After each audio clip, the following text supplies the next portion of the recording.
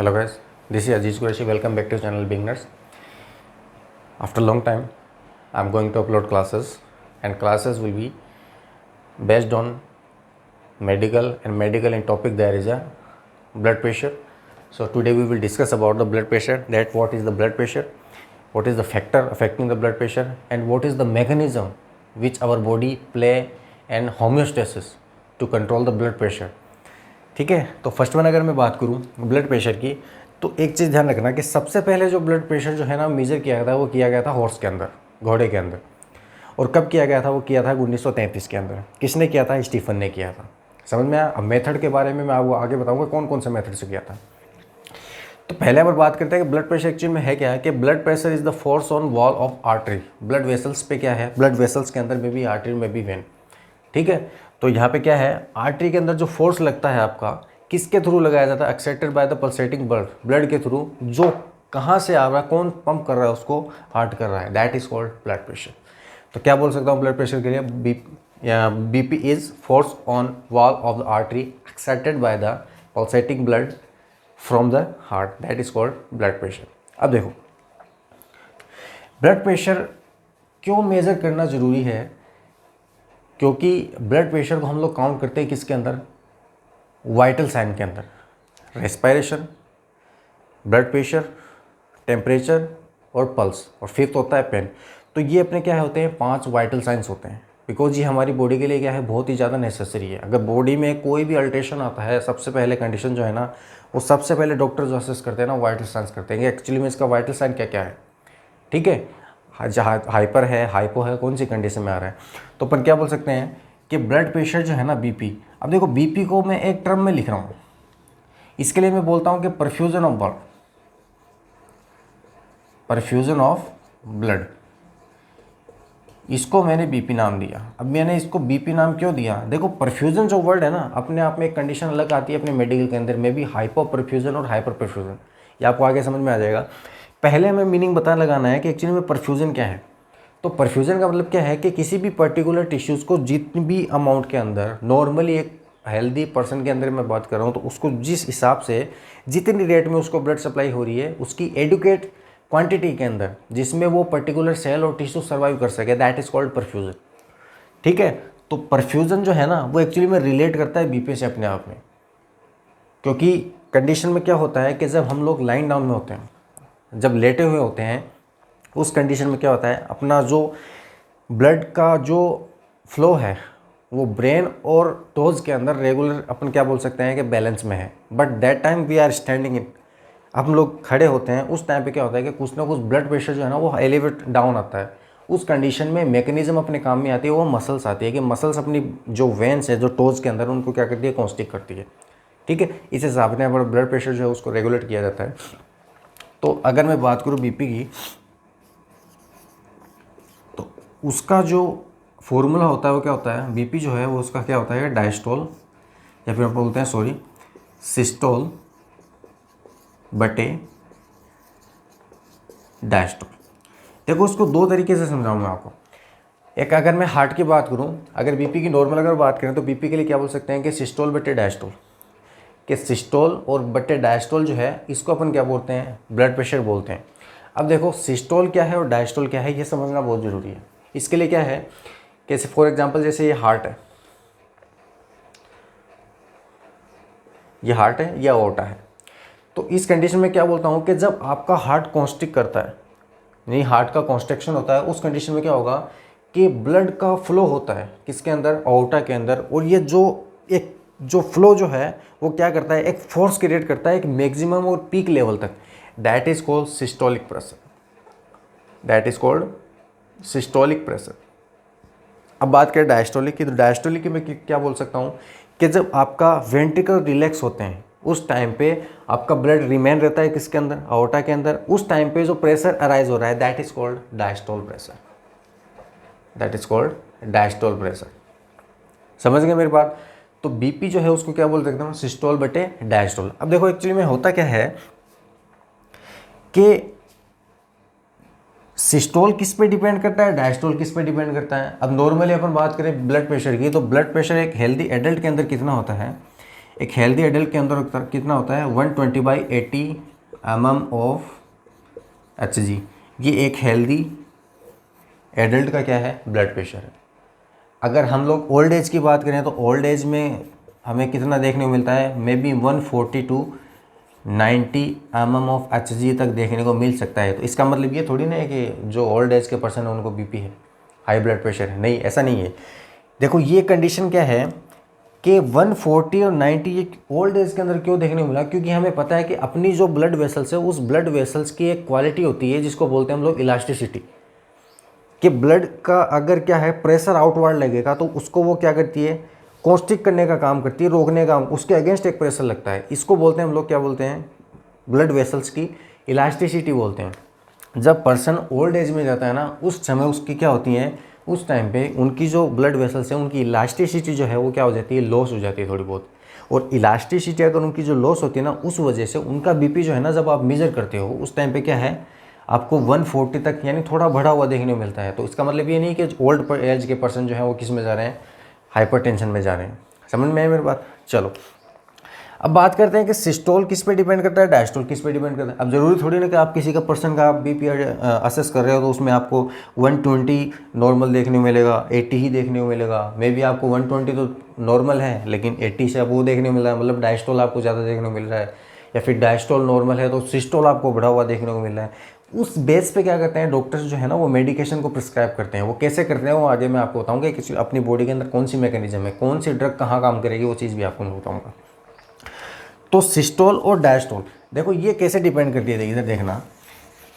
अगर मैं फॉर्मूला दोबारा लिखूँ किसका, बीपी का, तो बीपी के लिए क्या बोल सकता हूँ, सिस्टोल बटे डायस्टोल।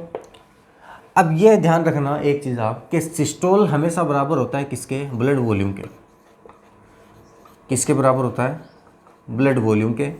और डायस्टोल जो है वो बराबर होता है किसके, पेरिफेरल रेसिस्टेंस पे। अब पेरिफेरल रेसिस्टेंस और ब्लड वॉल्यूम का क्या है देखना है यहाँ पे फंडा, कि जब आपका ब्लड वॉल्यूम बढ़ेगा, आपका ब्लड का क्या बढ़ेगा, वॉल्यूम बढ़ेगा। ब्लड का वॉल्यूम के लिए एग्जांपल आप ले सकते हो, जैसे फॉर एग्जांपल ओवर हाइड्रेशन हो गया, ठीक है, डिहाइड्रेशन हो गया। फॉर एग्जांपल ब्लड का वॉल्यूम बढ़ गया, कोई पर्सन है जिसने और फ्लूइड जो है ना उसको ओवर इन्फ्यूज़न कर दिया गया, या फिर वो ज़्यादा वाटर इनटेक कर रहा है, उस कंडीशन में क्या होगा, उसका ब्लड का वॉल्यूम इंक्रीज़ होगा, ओवर हाइड्रेशन होगा। उस कंडीशन में आपको जो बीपी बढ़ा हुआ देखने को मिलेगा वो मिलेगा आपको सिस्टोल। बिकॉज मैंने आपको पहले बता दिया कि सिस्टोल जो है वो डिपेंड करता है किस पे, ब्लड वॉल्यूम। ठीक है, फिर अपन बात करते हैं डायस्टोल की। तो डायस्टोल के लिए क्या, पेरिफेरल रेसिस्टेंस। पेरिफेरल रेसिस्टेंस का मतलब क्या है, रेसिस्टेंस का मतलब क्या होता है, एक रुकावट अपन बोलते हैं। रेसिस्टेंस का मतलब यहाँ पे ये है कि ये कोई ब्लड वेसल्स है, एक मैं नॉर्मल ब्लड वेसल्स बना रहा हूँ, ये ब्लड वेसल्स है। ब्लड वेसल्स का मतलब मे बी आर्टरी और मे बी वेन जो भी है, इसकी ल्यूमेन का डायमीटर जो है ना वो x है। एक यहाँ पे मैंने ब्लड वेसल्स बनाई हैं, इस ब्लड वेसल्स में ल्यूमेन कम है और इसमें ल्यूमेन जो है वो कितना है, इसकी तुलना में x/2 ही है। तो यहाँ पे ब्लड को फ्लो होने में दिक्कत कौन से में आएगी, इसमें आएगी, क्योंकि इसका पेरिफेरल रेसिस्टेंस बढ़ रहा है। अब पेरिफेरल रेसिस्टेंस बढ़ रहा है मतलब अपन क्या बोल सकते हैं कि पेरिफेरल रेसिस्टेंस अगर बढ़ रहा है तो अपन बोल सकते हैं कंडीशन कौन सी आ रही है, वेजोकॉन्स्ट्रिक्शन की कंडीशन आ रही है।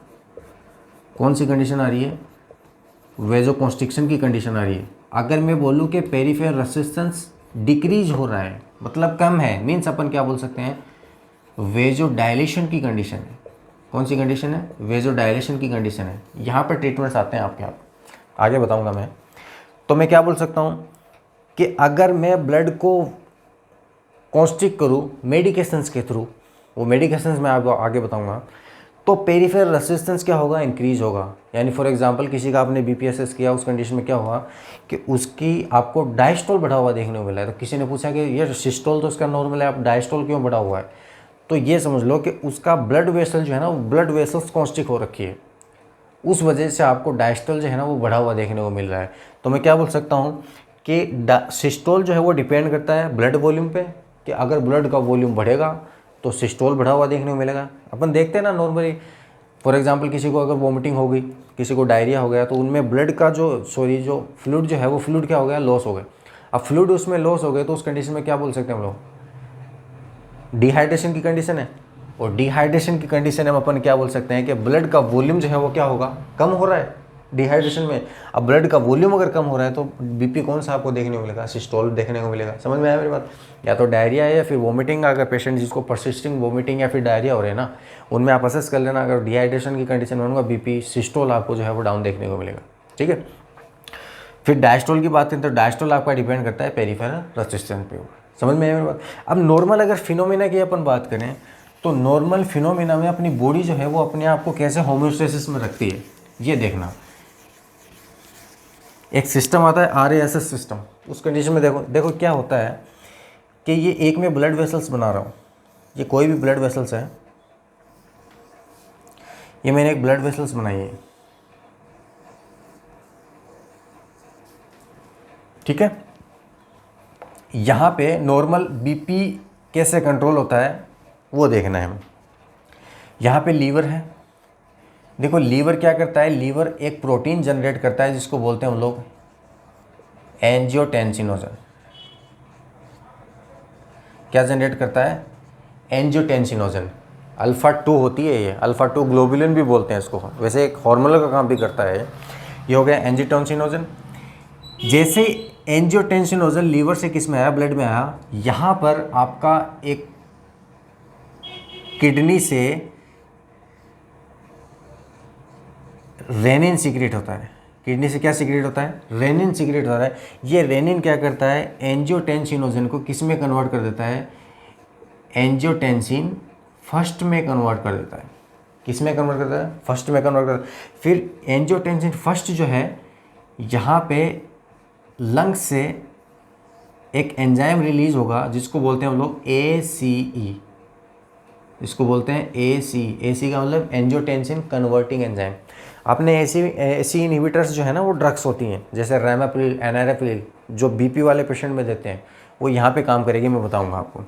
एंजियोटेंसिन फर्स्ट क्या करेगा, एंजियोटेंसिन कन्वर्टिंग एंजाइम इसको क्या करेगा, एंजियोटेंसिन फर्स्ट को किस में कन्वर्ट कर देगा, एंजियोटेंसिन सेकंड में कन्वर्ट कर देगा। और एंजियोटेंसिन सेकंड जो है ना, ये एंजियोटेंसिन सेकंड आपका किसका काम करता है, वेजोकॉन्स्ट्रिक्शन का काम करता है। क्या करता है, वेजोकॉन्स्ट्रिक्शन का काम करता है। वेजोकॉन्स्ट्रिक्शन यानी ब्लड वेसल्स को स्क्वीज करने का काम करता है, उसकी ल्यूमेन कम करता है। एंजियोटेंसिन सेकंड कहाँ जाएगा, ये जाएगा आपके एड्रिनल ग्लैंड में, और एड्रिनल ग्लैंड में भी कहाँ पे जाएगा, कोर्टेक्स में जाएगा, और कोर्टेक्स में वहाँ से रिलीज करवाएगा ये क्या, एल्डोस्टेरॉन। क्या रिलीज करवाएगा, एल्डोस्टेरॉन रिलीज। एल्डोस्टेरॉन कहाँ से रिलीज होगा, कोर्टेक्स में भी एक लेयर होती है जिसको बोलते हैं हम लोग, एक एरिया होता है जोना ग्लोमेरुलोसा, वहाँ से रिलीज होगा आपका एल्डोस्टेरॉन। और aldosterone is also known as mineralocorticoid. तो एल्डोस्टेरॉन जो है ये फर्दर जाएगा कहाँ पे, आपका किडनी के अंदर, और किडनी में भी कहाँ पे जाएगा, या नेफ्रॉन में जाएगा। और वहाँ पे जाने के बाद में हमें एल्डोस्टेरॉन का काम पता है कि एल्डोस्टेरॉन क्या करता है, सोडियम और वाटर दोनों का रिटेंशन करता है। तो मैं क्या बोल सकता हूँ, उसने क्या किया, एल्डोस्टेरॉन ने सोडियम और वाटर दोनों का रिटेंशन किया। अब देखो यहाँ पे सोडियम और वाटर दोनों का रिटेंशन हो रहा है, मतलब ब्लड का वॉल्यूम बढ़ेगा, ब्लड का वॉल्यूम क्या होगा, बढ़ेगा। और ब्लड का वॉल्यूम अगर बढ़ेगा तो मैंने आपको बताया था कि सिस्टोल जो है वो डिपेंड करता है ब्लड वॉल्यूम पे। तो यहाँ बीपी कौन सी बढ़ेगी, सिस्टोलिक। यहाँ जो बीपी बढ़ेगा कौन सा बढ़ेगा, सिस्टोल बीपी बढ़ेगा। और यहाँ पे कौन सा बढ़ेगा, मैंने आपको बताया डायस्टोल जो है वो डिपेंड करता है पेरिफेरल रेजिस्टेंस पे। और पेरिफेरल रेजिस्टेंस कब बढ़ेगा, जब ब्लड वेसल्स क्या होगी, कॉन्स्ट्रिक्ट होगी। तो यहाँ पे कौन सा बीपी बढ़ेगा, यहाँ बढ़ेगा डायस्टोल, यहाँ बढ़ेगा आपका बीपी कौन सा, डायस्टोल। तो ये अपनी क्या है, एक नॉर्मल मैकेनिज्म होती है जिसमें अपनी बॉडी जो है वो क्या करती है, बीपी जब आपका डाउन आता है उस कंडीशन में ये फिनोमेना चलती है आपका। समझ गए मेरी बात, इसको बोलते हैं RAS सिस्टम बोलते हैं। जिसमें अब यहाँ पे क्या करना है हमें कि डॉक्टर्स जो आपका मेडिकेशन प्रोवाइड करते हैं ना वो कैसे करते हैं, देखो मेडिकेशंस जो है वो डॉक्टर क्या करते हैं, A+B और C+D में काम में लेते हैं। ठीक है, अगर 50 ईयर्स से एज कम है तब तो A+B काम में लेते हैं, 50 ईयर्स से अबो एज है तो C+D काम में लेते हैं। उसका मतलब क्या है, A का मतलब होता है AC इनहिबिटर।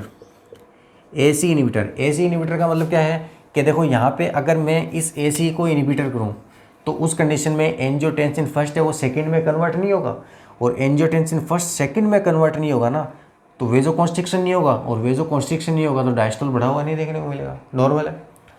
अगर एंजियोटेंसिन सेकंड ही नहीं बन रहा है तो वो एड्रिनल कॉर्टेक्स में नहीं जाएगा, और एड्रिनल कॉर्टेक्स में नहीं जाएगा मतलब वहाँ पे एल्डोस्टेरोन सीक्रेट नहीं होगा, एल्डोस्टेरोन का सीक्रेशन नहीं होगा तो वहाँ पे क्या बोल सकते हैं, सोडियम और वाटर का भी रिटेंशन नहीं होगा, और सोडियम और वाटर का रिटेंशन नहीं होगा तो ब्लड का वॉल्यूम नहीं बढ़ेगा, और ब्लड का वॉल्यूम नहीं बढ़ेगा तो सिस्टोल बीपी भी नहीं बढ़ेगा। ठीक है।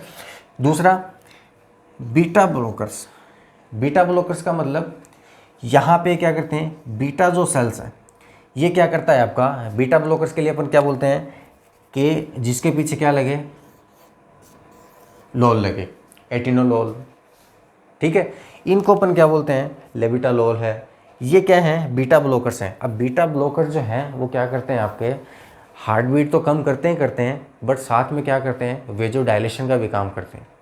अब यहाँ पे होना क्या है कि बीटा ब्लॉकर जो है ना वो कभी भी शुगर वाले पेशेंट को नहीं देना चाहिए, क्योंकि शुगर वाले पेशेंट में अपने को पता है कि पहले इंसुलिन नहीं बन रहा, क्योंकि पेनक्रियाज की बीटा सेल से इंसुलिन का सिक्रेशन होता है। अब बीटा ब्लॉकर्स आप क्या कर रहे हो, अगर किसी शुगर वाले पेशेंट को दे रहे हो तो उसमें इंसुलिन पहले नहीं बन रहा, और जितना बन रहा है थोड़ा बहुत भी बन रहा है ना तो वो और क्या हो जाएगा, आप बीटा सेल्स को क्या कर रहे हो, इनहिबिट कर रहे हो, तो वहाँ से इंसुलिन नहीं बनाएगा। दूसरा, कैल्शियम चैनल ब्रोकर। सी का मतलब कैल्शियम चैनल ब्रोकर। ये कैल्शियम चैनल ब्रोकर का क्या है, जिसके पीछे पिंस लगता है, निमेटिपिन्स, ठीक है, अम्लोडिपिन्स।